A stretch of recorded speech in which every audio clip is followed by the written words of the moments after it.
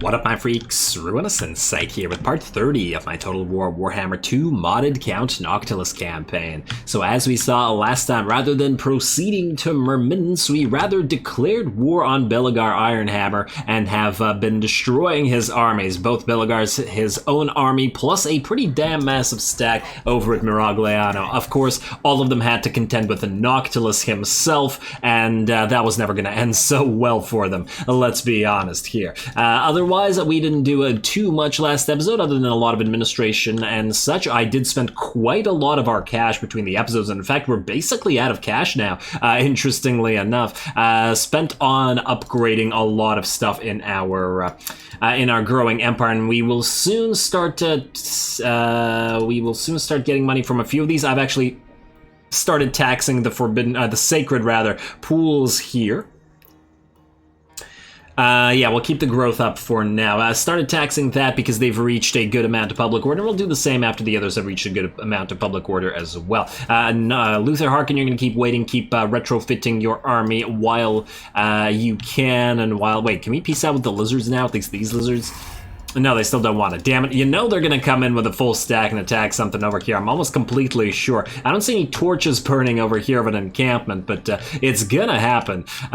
We just can't leave this without either building up enough of an army and attacking it, or otherwise waiting for them to attack us. So we'll see which one happens first. Now, before we get started with the rest of what we need to do this turn, this is the 30th episode, once again a 5th episode in the series, and I do definitely have to remind you guys to drop those likes and comments if you've been enjoying this particular Let's Play and the Total Warhammer Let's Plays in general. Want to see them up and running more often, regular schedule, yada yada yada. You know the drill. It's all based on engagement. Now, in terms of what we have to do, Margaret and Wendy, you both got to be moved, so let's move you. Move you out here. Wendy, you're up next. You've already dug around here, so let's see where the closest riddle is. It's up here.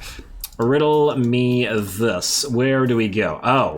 Huh, we could start sailing all the way back here. Oh, man, okay, fine, fair enough. Fair enough, let's start sailing. Nothing for you to do out here anymore, anyway. Robin Deans, you, my friend, are going to go and grab the gold over at the Temple of Tlencan, unless I'm mistaken. Oh, wait, we also have to dig... right here. Which is right. This mouth may lack a tongue, so that'll be here. Okay. You can land right here. Wait, do you have to go to the Temple of Tlencan and go over here? Are these... How close are these? Yeah, nice. Wait, is this part of the Temple of Tlencan? Yes, it is. So if you land right here, you'll complete both. Beautiful. Alrighty, that works. Well done. Well done. I don't know why well done, considering we sent you there. Other than that, your army is, well, sort of ready to go. It's obviously going to need a retrofit sooner rather than later, but we can sail it out. There is a cargo hauler up here somewhere that we want to catch, so maybe we can try and do so. Free Ranger standard, a bit of campaign movement. Not movement, range, line of sight. Don't really care about that, but whatever. Start sailing up here, try to find some enemies. Otherwise, anybody else need to move this turn? You're still waiting to get your army up and running. Maybe we'll hit... Huh. I would like for you to hit this army. I wonder. Because they're going to go for Lucchini, which will allow you... Yeah, okay. I'm willing to sacrifice Lucchini for this. Let it die. And yeah, it'll cost us money, but it'll force this... Man, it's a waste of money, but still probably worth it. We'll see. We'll see what they actually do. I don't want to get too ahead of myself here. Silostra's in ambush stance, so you're going to stay in ambush stance because in the hopes that Rakarth comes near and tries to land down here. Noctilus, you're done, and I believe that's everybody for this turn. So let's skip the rest of these unassigned skill points, some of which I've forgotten over the last episode, and let's proceed. Try to get these deck droppers doing something. Let's see what you do here, buddy. Let's see what you do. We also have to keep moving and try to keep destroying these damn pirates. I would assume they're going to start losing territories to other factions. Ooh, speaking of losing territories, Nagaron has captured almost all of Ulthuan at this point. Damn. You're doing quite well. You're gonna go for... No, you do not go for Lucchini. Instead, you land at Tobaro and start moving up there somewhere. Interesting. Not at all what I was expecting, but hey. You're welcome to it, I suppose. Now there's a full stack at Xerxil. Okay. This is going to be an interesting location to fight stuff at. We still have not sighted, although I'm hoping that we do. Burke Black has now joined us. Jungs of the Green Mist about to rebel. That's all good. These guys are going to attack the Rebellion Force for us anyway, so that does not do anything for us. Some demolitions complete over at Miragliano, which does make sense. We need to get a wall up and running here, but we can't right now, so we will instead switch to double growth building. A tree and noose, and B, a haunted mill. There we go. Lots and lots of growth, so this place should at least grow fairly quickly. It does generate a okay amount of money, I guess. You. Now, you could very well attack this army and thereby destroy it, or, oh, you just barely can't reach Xerxil. Should still probably move up there, though, because if we were to move you... Wait. What do we have in Miragliano? Defenses are quite weak. Could you go to Miragliano? No, you can't even reach it. Do we keep you here for one turn, or do we risk moving to Xerxil? These guys could just jump away while these guys attack Miragliano. It's very, very possible that that's what'll happen. I guess we'll see. I'm willing to risk it. It's a new territory, so it's not a big deal. Move out to Xerxil then, buddy. Oh, we shall see. Ooh, or we just sit right to the edge of this. We can't reach it anyway. At least we'll heal up to full. And if this guy jumps, then... yeah. He's most likely to jump, right? Let's see. Chance of intercepting, the chance of underway is 10%. What about in regular stance? Doesn't say anything about that. Alright, go into ambush right here. Maybe he'll try to jump over you, and then that'll increase the chances. Alrighty, in the meantime, you're going to land at Lucchini for now. Go, Sartosa. You can get this... oh, man, the money. It hurts to lose the money, but it is what it is. Alrighty, happy with this, at least for the next few turns. I really would like to get this army fighting somebody. Probably could have tried to go for this and then go back. Nah, I probably wouldn't have had enough movement range right now. Alrighty, Luther Harkin, you have your first two. Depth Guard, then we're gonna get two more. Do we delete the Tide of Skilled? They're never going to be as good as Depth Guard. Let's face it. And Luther does need some more ringers. Yeah, fine. These guys are all polearms, so we'll delete you three. Including the Tide, sorry. And I know that Luther's the only one that really buffs them, but whatever. The thing is, they constantly die and we have to resummon them anyway, so whatever. Let's get three more Depth Guard. Oh man, there. Precious cash is dropping. It's dropping. Then we need to replace U4 with zombie pirate gunnery mobs. Do we risk getting attacked here without U4? I feel like we do. This is a bad idea. Is it? Is it? Yes, but I don't care. Let's see. It's not, this army isn't going to rely on them anyway, so it's fine. And then what I want is not you, but you. 4,000 per each one. That's going to cost like all of our cash, but it's going to take... Ooh. I wonder how much should it cost to recruit them manually. Let's see. You cost 1,700, and here you cost 3,000. It's about... save... screw it. Screw it. Just waste all our money on this. It is what it is. It's easier to just get a couple Skull Islands and make it back rather than just traipsing around all over the place. Alrighty, Margaret, you are going to try to look for a pirate cove. We can establish one in 8 turns. Let's see if this place makes a decent amount of cash. 745, really? Really, you disappoint me? You disappoint me greatly. I forget, is Dreadrock a port or is it not? I don't believe it is. I believe it's right here and thus is not a port. 'Tis generating it. Man, how are you generating so little cash? You have the Sea Dragon's Teeth fighting pits. That's probably why the AI's kind of screwed that up. I guess stay here and make it a pirate cove anyway. Maybe it'll build it up, but frankly, I doubt it. It's not like you have anywhere else nearby to go. Oh, wait, actually, isn't there a Riddle of Walot going again? Geheb. Yeah, okay, Geheb it is. Alright, fine, we're going here then. Nothing else is nearby. We can always come back to this place afterwards if we so desire. But honestly, that the amount that it gives us is probably not worthwhile. Go right here. Are you not able to move? What's up with you? Oh, you want to land here and go? Yeah, I don't care. I don't care which way you do it as long as you do it. Robin Deans, your turn, buddy. Land over here. And let's complete that Slan Gold quest. It's going to be a while until Luther Harkin can fight it, but still. There we are. Masamuni's Pride, free item, and the quest for the slam gold is available, and that'll wait. Cursed Bullion of Bogenhofen. Huh, both of these reward that, interesting. We already have that, fortunately. Oh wow, that looks like a pathetic army, but maybe the reinforcements are awesome. Can you dig now? What? I guess the digging failed. No, it did not fail. Okay, mission successful. Miserly hoard, but 10,000 gold back. That's lovely. Okay. What else do we need to do here? Quest for Slant. No, Captain Ross Moondale, Necrofax Colossus. Yes, we're working on it, game. Working on it. Exotic Goods Hauler. You're up here right now. Alrighty, we're going to book it here, and we're going to pray that there isn't a full stack belonging to the Dark Elves here. Where's this Exotic Goods Hauler? Why can I never spot it? Are we just unable to... What the heck? It said it's right here. Hopefully we'll spot it next turn. Sailed right by this just to try to grab it, but I guess we got other stuff that we can hopefully find at sea. You're gonna stay in ambush. You. Did Rakarth show up? Rakarth did not show up. What the hell is he doing now? Damn it, Rakarth. I'm so sick of your nonsense. Fine, then you are going to move out to Kinquata and then move through to the Citadel of Lead as fast as you can. Watch Rakarth appear next turn, I swear. Oh, no. Oh, damn it.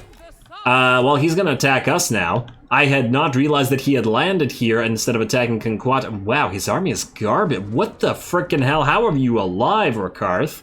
How did you manage to have this army this bad? Okay, well then it does not matter that we're in March stance. Plus most of the, well, the Banshees have perfect vigor, so who cares? Alrighty. What else do we have to do? Nothing looks like. Do we have any? Yeah, we do have some, okay. Meat market, okay, meat market's worthwhile. There's probably a lot of stuff that we could do at Eats, well, might as well. Just about running out of cash here. Why do we have a Buccaneer's Tavern here? Income from ports, income generated. I don't think we actually want this here. We wanted this. We definitely want the Pirate Hall, we just can't afford it right now. Adjacent corruption. Okay, well, most likely we're just gonna end up building more of these for more gunnery whites. Damn it, we need more gunnery whites. Alright, we'll hold off on doing anything in Eats until we have more money. Build a Vampire Coast itself. Ooh, the Awakening at rank 5. And complete, that's the rest of our money. Our money's gone, people, it's completely gone. Alrighty, well then, we can get rid of the Pirate Gallows, as we no longer acquire it. Ooh, this will mean as soon as we do this, we get an upgrade to Pirate Fortress, which means +1 hero capacity, all heroes. Beautiful. Now we can also switch from growth to whatever is less useless. It's all useless, isn't it? Wait, construction time for all buildings. Yeah, well, at least we'll be able to construct the Pirate Fortress a little bit quicker, I guess. And then just switch to even more powder afterwards. Honestly, these stances are absolute trash for the vampires. Oh well, almost all our money gone. Southern Great Jungle. I guess we ain't building anything here. Alrighty, and the science skill points. We can also get one of these. Oh, might as well use the rest of our money. Let's see. Skull and crossbones. Does it really matter which one we do? Let's go armor for all characters. Honestly, we just pick at random. There's only 4 left, and then we're done all research minus Aminar's Resurrection, which we can get to fairly soon as well. Let's see. With that, I believe we can skip the rest of the unassigned skill points and the Imminent Rebellion. Wow, there's a lot of unassigned skill points on everybody. That's all great, but we'll deal with it as it comes. End turn. Let's see what everybody does now. Alright, come on. Let's hope for an interception of the forces belonging to Angrand here. Damn you for bamboozling me, Rakarth.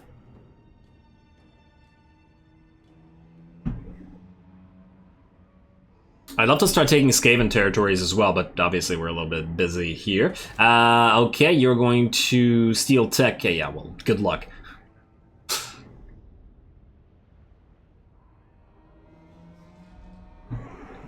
Would the dwarfs even try to steal tech from the freaking vampirates? I doubt it. Honestly, I doubt the dwarfs would lower themselves to stealing tech from anybody. Alright, Jungles of Grimace. Aha, if it ain't an exotic goods hauler with a fairly decent time. Ooh, can we actually win this with you? I don't know. I don't know, but I'm excited to find out. We can reach you in one turn, and therefore we found ourselves a nice cinematic battle. Let's just repair this so I don't forget to do it next turn. Wow, what the heck happened this turn? Yeah, good luck with that. Repair. You guys rebelled. I assume that these guys are just gonna kill you next turn for us. That'll be helpful. Let's also build up anything that needs to be built before doing this fight. Alanma Peck, you... Definitely one of these back alleys. Definitely a plunder pile. And that's all. Okay. Yeah. I guess we do want the next level of walls, but I fear for once we don't actually have enough money for it. And, oh, you didn't attack? Yeah. You're gonna get auto-resolved to death, buddy. We have better battles to fight than this garbage. Citadel of Lead, goodbye. Occupy this place. Close victory? Are you kidding me? Against this trash? No, it isn't. Don't even act like that, game. Stop underestimating the Sirens. There we go. What do we get for defeating Rikarth? Bonus versus large. Income from post-battle loot. Leadership -5 for enemy monstrous units. Fair enough. Citadel of Lead. You already have yourself a pirate totem, but we're gonna replace that with a nice meat market. And I guess we're still gonna build palisades here, though, because this place is just trash at defending. Alrighty, what else do we gotta do? More buildings to build. It's not you, though. Let's build this here. You keep trying to grow. 215 could get better. Awakening. What was I going to replace that with? Since we don't need the tree and noose, and I suppose we could temporarily get night pyres, but more likely we already have this, Oh, damn. What do we even build? I guess we could build a giant feeding cavern, but it doesn't give us too much. You know what? Maybe we wait. -15 campaign movement range for enemy army starting here, and I feel like something else stacks with that as well. I guess that would help if, like, chaos comes here. I don't know, I'll think about it. Ultimately, it's not that important right now. It doesn't give us any money, that's what's important. We all about that money. Okay, we good now. Now, I do want to see what's not taxed, just in case we can make further money, obviously. You. +1. Alright, fine. We need money, so therefore we will tax you. Llama Peck, yeah, your public order is not good enough. Yours is gonna drop -4, you gotta be kidding me. We need to fix your public order somehow, some way, someday. Possibly. Alrighty, well, I believe that's that. Let us, since we are rapidly running out of time, see whether Tuto Zadley can defeat Leonard and a fairly decent army. Oh, wow, I'm very terrified of those great cannons. We don't really have an answer for them. I guess it's the deck gunners and nothing else. We don't have a melee line either. It's gonna be a fascinating fight. Now you, Tuto Zadley. We need to give you something. Denizens of the Deep is probably what we're gonna go with. We could get this stuff, but it's not going to give us much value right now, so Denizens of the Deep we will need. Then Robert, you have Pyromaniac, but unfortunately you don't have a utility belt yet. You do have Enchanted Ballistics. More powder, yes, go for the more powder. Alrighty, and here goes. Let's see if you can manage this. It's gonna say Valiant Defeat, I feel. It's a pretty nice stack, and they're all high tier. Heroic Victory, never mind. Okay, maybe our army is stronger than it appears. Interesting. Really, with the Reichsguard there. Alright, well, cinematic battle time.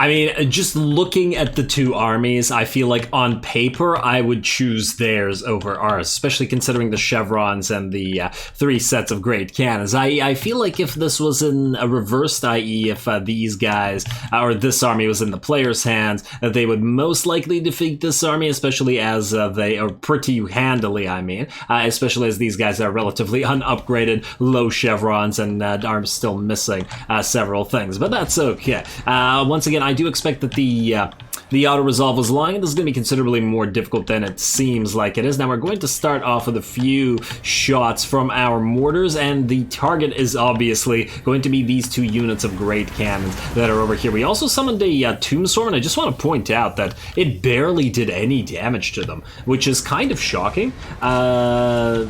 I feel like I remember vanilla Tombstorm just like hitting a unit and basically killing it very, very quickly. Whereas this, considering artillery are pretty weak, or at least their crew rather, are pretty weak in general, it's kind of surprising that it did so little damage. Alrighty, well, regardless, going to keep bombarding these two artillery pieces until they can no longer fire, as it is absolutely critical to get rid of them. The other one, we are simply going to wait until the enemy units are clear of it, and then we're going to summon a unit of zombies right on top of it to take care of that. We've done that before to great effect, and I don't imagine that too much will change. Now, the first artillery piece looks like it is about to go, and we're just going to retarget at the second one. Once again, the accuracy of the mortars is unfortunately dismal. Over here, our first shots coming in from the Shade Wraith Gunners, and some of them have died getting hit by cannons. Perhaps surprisingly, perhaps not. Their missile strength is quite good, 213. What is that compared to the regular ones? 84. That's a pretty big difference. Really? 305. I would think that with this much, they would be doing a little bit more damage to the Reiksguard here. They've been shooting them for, well, 10 seconds or so, something along those lines, and they're not really dishing out the crazy amount of damage. And I would think that they would actually be more effective against a unit like Reiksguard, as opposed to a unit like a... like great swords or halberdiers or something, a more numerous unit. And yeah, after all that, the Reiksguard have barely taken any damage. Quite disappointing in that regard, but maybe they are not, in fact, the right target for this. At the very least, we are at least applying the discouraged ability. I believe that's what it is. Yeah, minus 10 leadership. Over here, they're going to charge directly into a zombie pirate gunnery mob. Gonna do some zombie bowling. Some picturesque zombie bowling against a lovely sky. We need some nice meditation music or something like that. Oh, that's a pretty damn nice charge from those Reiksguard. But they're going to put themselves in a situation where they're right in front of these units of hand cannons, and they will be able to shotgun them fairly well. And now that the shotguns are coming in, they're starting to take a lot of damage. Still not as much as I'd like, and I mean, if these units were Noctilus's army, obviously the whole situation would be different. But at the very least, the Reiksguard are almost off the field. It just feels like it took way too much firepower to do this to them. Perhaps a little bit surprising. And this is the Shade Wraith Gunners firing at them still this entire time. Now another unit of Reiksguard is charging, and they do have 3 after all. There's a third one over moving through the trees there, and we're going to just try to intercept all of them. I believe this one we're actually going to summon a unit of rotting Prometheans on top of them just to distract them for a while the other one we can deal with our range units. The rest of the enemy army is also arriving. Nice little battle lines happening, though obviously the vampires do sort of mimic Imperial tactics a lot with the access to the handgunners and a lot of similar sort of artillery and all that stuff, so it does make sense that the battle lines do look a little bit similar. These Reiksguard are doing a good job avoiding a lot of our shots over here, though. I was hoping we'd get some value out of our hand cannons over here, but unfortunately not the case. At least these ones are still managing to do work. Lots of halberdiers coming in. I do imagine that they would be quite effective against them. Balance of power is still perfectly even, although at the very least the enemy artillery is no longer able to fire. Alrighty, Shade Wraith Gunners once again targeting these guys, and once again doing some damage, but not as much as I'd like, perhaps. But we'll see what they perform like once we have them fully upgraded with lots and lots of buffs.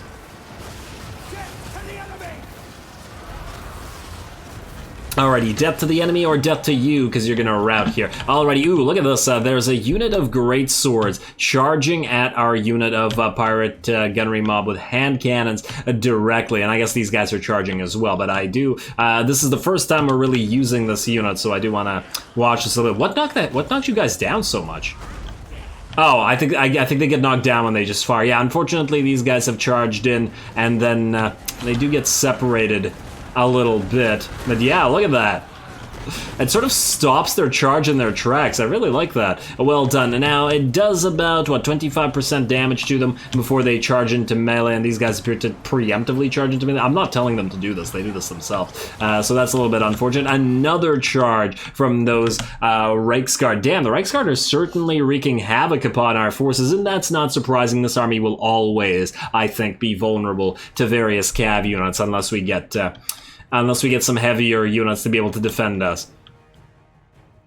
Zombies go flying once more, and we're going to summon a unit of zombies here to hopefully distract these guys while we move the rest of our units away. I also obviously want to move our handguns, or our hand cannons rather, not handguns, those are different things, away from those great swords, but once again they did a very decent amount of damage to them, considering they were on the charge, and these are high chevron, high armored units, which the hand cannons are definitely not specialized again. Oh, they have stagger shot, don't they? Is that the symbol for stagger shot? I'm just gonna check here. Yeah, that is the symbol for stagger shot. No wonder they were, well, staggering the enemy army over here. And ooh, looks like the enemy lord also came out to play and is going to be dueling our vampire fleet captain over here. Oh, I forgot to take a look at this, but our hand cannons did quite a number on the units over here, and they got 75 kills on them. That's pretty damn high. It's let's see, 44, 190. Okay, these guys are clearly winning. But look, the Shade Wraith gunners have been firing a lot here, and they've only got 27 kills. And I do want to point out, though, that this battle, the terrain has been kind of disadvantageous to us, as in the half of the enemy army that pushed through this side, we were barely able to fire on them at all because of the hill, and the only reason these guys were because they were firing like crossways like this. But otherwise, they weren't able to get a lot of shots. And there we go. Now they are going to target the great swords over here. Maybe they can do a little bit better. Let's find out. They do have a small splash after all, so these units are a little bit closer together. Generally speaking... Oh, okay, wait, never mind. They've now switched their targets to the enemy general of the Empire, who is certainly taking a lot of damage, but a lot of that, to be fair, was also from our own lord. And there we go. The general should get ripped apart quite quickly. Okay, these guys did very well at killing the general at the very least, and yeah, that's what I was about to say. Generally, these things are better. Generally, these things are better at killing single targets rather than multiple target units, which is unsurprising, but that's why I was surprised that their Reichsguard, which granted are not single target units, but they do have fewer models, and I was hoping that more of those individual models would at least die, but it didn't quite happen. Anyway, what did quite happen is finally we were able to defeat this enemy army. We are going to kill as many of them as we can, as otherwise I do believe we will have to auto-resolve against them because they did not run away. They decided to fight, perhaps unsurprisingly. But we certainly took some damage. A lot of, basically our entire melee line buckled, or our pseudo-melee line, I should say, because it was made up of these zombie pirate gunnery mobs. Only one, it looks like, survived, and that was with a couple summons helping out as well. Once again, I have a feeling like if we swapped armies with Noctilus, though, with all the buffs that he has for these guys, that the enemy army would not have actually reached our battle lines. So this army should get a lot stronger as it ages a little bit. Anyway, let's speed up the rest of this. We are going to keep firing for a little bit just to, once again, kill as many as we can. Our mortar's going to keep working, although obviously they're so inaccurate that they're probably not going to kill too many of these guys. Oh, it looks like one of the kids got 6 of them there, and that's about it. There we go, a Pyrrhic victory. I wouldn't quite say perhaps quite Pyrrhic, as in we only lost... I think 4 units or something like that, just those melee units. Oh no, we lost 5 units, one of our hand cannon units, the one that got charged by the great swords, and then I think got finished off, and not in a good way, by those Reichsguard on the eastern / rightmost flank. That unit died as well, but it's okay, we can get it back, we can rebuild it. At least we won, considering the power of the enemy. I mean, it was a pretty fun battle, too.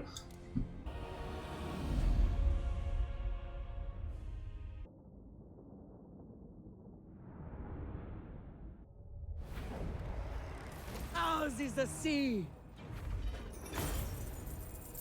Alrighty, there we go, down to the wire for a second there, especially when the enemy and knights charged. I felt like I started the battle kind of unimpressed with the Shade Wraith gunners as they were trying to focus down those Reichsguard, and I felt like they were not bringing them down nearly as much as I was expecting them to. Like, I thought they would be doing way, way more damage as a regiment of renown of these guys, but they did do a respectable 27k damage. I believe that vastly outdamaged pretty much everybody else. I was impressed with the zombie-powered gunnery mob with hand cannons, though. They are quite effective. These guys, unfortunately, got charged and killed very quickly, but when left to their own devices, like any shotgun unit, like a Grudge Raker or something like that, these guys can obviously dish out devastating amounts of damage. Most of the damage otherwise came from our regular deck gunners, or our regular zombie-powered gunnery mobs and our deck gunners. And once again, the problem with this army, at least at first, is going to be that the gunnery mobs are going to be dying pretty much every time we fight, for the simple reason that we don't have a melee line, and thus they have to serve as one. The thing there is that if we are to... we can't really replace them with whatchamacallits. Yeah, let's just, yeah, exotic goods complete. Nice, that's great, but what was I saying? Yeah, we can't really replace them with boarding crew, because the boarding crew, as I recall, don't get the benefit from the various gunnery upgrades, I take it. Let me just see here. So these are the, let's see, these regular boarding crew. Missile strength is at 26. Yeah, that's fairly low compared to even zombie pirate gunnery mobs if they were to be in Noctilus's army, for example. But then what would we do for for something to get a little bit tankier here? Ironically, a couple of Rotting Prometheans would not go amiss. Perhaps we'll get you just like 2 zombie-powered or Rotting Promethean gunnery mobs, just a couple. I mean, you will still benefit them with all of your upgrades, and you are a gunnery master. I just don't want to go like same sort of armies, but this will be completely different, let's face it, than Luther Harkin's melee army. So I feel like then maybe we can justify that instead of zombie-powered gunnery mobs. Get like 3 of those Rotting Prometheans, maybe 4. We'll see. I'll think about it. I'll definitely think about it. In the meantime, let's raise some dead to shore up our numbers, at least while we're out here. There we go, a dead back, and then attack this to kill it for good. Auto-resolve that, please. Alrighty, and you know what? Just stay at full HP. You never know when an enemy is gonna land. You get yourself a Pigeon Plucker pendant, which is not all that useful. Then you're gonna grab some of the islands, then you're gonna go back and heal up. And I do want you to get a new zombie pirate with a hand cannons thing. We won't be able to get it for a while. Let's in fact start by building this. Although, nah. Wait, do we wait for a level 4 or wait? A level 4 will give us an extra. No growth? Oh, okay, well then we need an anchor immediately. Okay, start with an anchor. This one, I believe. The second anchor is better than the first anchor. Yeah, the public order local province is absolutely irrelevant, so do that. While you're at sea, let's also level you up. Do you got any ability? Well, the denizens of the deep were useful there. I guess we could have used Kiss of the Deep and... Fog of the Damned might have... No, actually, probably... Well, the melee attack. The melee attack could have helped. Nobody's high enough level to benefit from all that stuff. Ooh, I guess we could get you your Rotting Prometheans so that you're a little bit tankier. This doesn't actually make you much tankier, it just gives you a lot more HP, right? Yeah, but if you're gonna lead Rotting Promethean gunnery mobs... Fair enough. Wait, do you guys... Oh, well, we'd have to get a... I once again don't remember whether the physical resistance and melee defense applies to the Rotting Promethean gunnery mobs. Or rather... I feel like it doesn't, because then they'd have to double dip, and then only reanimated marksman does. Oh well, we'll figure that out as we go. For now, let's get you... You know what, let's get Fog of the Damned rather than Kiss of the Deep. It's not like we have many spells to get. Well, I guess we do cast Spiteful Shot on the occasion. It is very cheap cast. And upgraded is an increased duration to, wait, 60 seconds versus... Still says 60 seconds. Does it not say what the duration is? Spiteful Shot. I guess it just doesn't say. Okay, well, I'm sure that it's fine. This, I guess, will actually get a point in, but let's get the Kiss of the Deep for now. You already have the ability to access your more expensive, or your Tide Collar. We should also probably give you some weapons and stuff, though we don't have a lot of them. Oh, we actually have some of these now. Huh, I guess we've been gathering them. Ooh, double barrel. I guess that's going to go for you. Although, unless we want to give that to Luther Harkin. Nah, he's a good melee fighter, and yeah, let's give this to you for now, and I'll figure it out. Ooh, we gotta figure out somebody Trickster's Helm and all this other stuff. You know what, I'll figure that out between the episodes, because we are unfortunately out of time. I am gonna call this episode here. Next time, you're going to keep going through the sea. Our second army will hopefully be able to get a battle out of it. We'll try to find one at the very least, and Count Noctilus is gonna quickly destroy Malgo Red Axe out here, and then probably abandon the rest of these Dwarven territories and start moving through the rest of the Sartosan territories, as obviously we want those more right now, while I feel we will use Trusting Montfort to defend. Other than that, Luther Harkin's probably going to spend the next entire episode building stuff, but that's fine. His army is on the way to its retrofit, and I don't believe it needs anything else other than what we're currently building, unless we go for... Well, I'll think about it. I might get rid of the... Carronade and just build another... just build another mortar, even though we're really not using a lot of those. I'm almost tempted to say that probably mortars. Once again, I'll think about it. Luther Harkin, you've got plenty of time to build stuff and deal with stuff as we go on, and then we will maybe as soon as the quest for Slan goal, probably not next episode, probably the episode after that, but hey, stay tuned, maybe, we'll see. Don't forget to leave a like and comment for your friendly neighborhood heretic. Whatever else I usually say about feedback and likes and comments and being good, all glory to the algorithm, and thanks for watching.